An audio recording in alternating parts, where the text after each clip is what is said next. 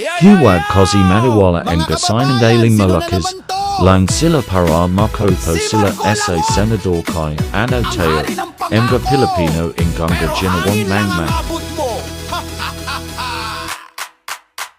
Sabi ni Marco Langot, libre tu kay Meralco Vilño.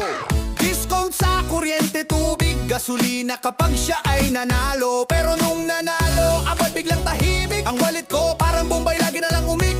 Sabi mo tulong pero pahirap, pera ko'y parang sumingaw sa hangin. Kalbong pangako, Marco Langot, nasa na ang tuko ko, boycott. Hey, hangin lang ang ibinulsa mo, hey, selfie pa sa radyo. Kalbong pangako, Marco Langot, kapit lang daw pero lahat nahulog. Sabi mo tulong pero pahirap, pera ko'y parang sumingaw sa hangin.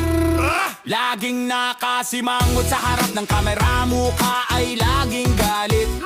Tapos ang pangako biglang fial for review style. Si Mangot pa sa TV, kaway-kaway pa doon. Pero kami rito kanina may tuyo lang ulam nun.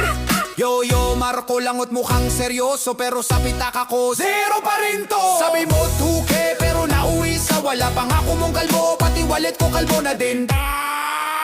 Kalbong pangako, Marco Langot, baka nasa buwan na ang 2K ko to.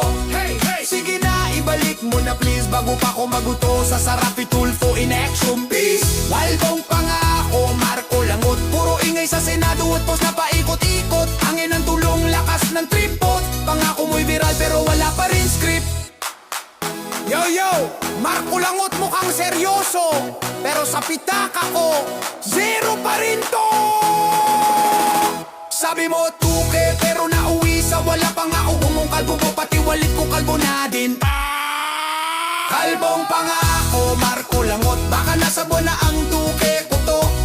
Sige na, ibalik mo na please, bago pa ko magduto sa Sarapi Tulfo in action peace. Kalbong pangako, Marco Langot, puro ingay sa Senado at post na paikot-ikot. Hangin ng tulong, lakas ng tripo.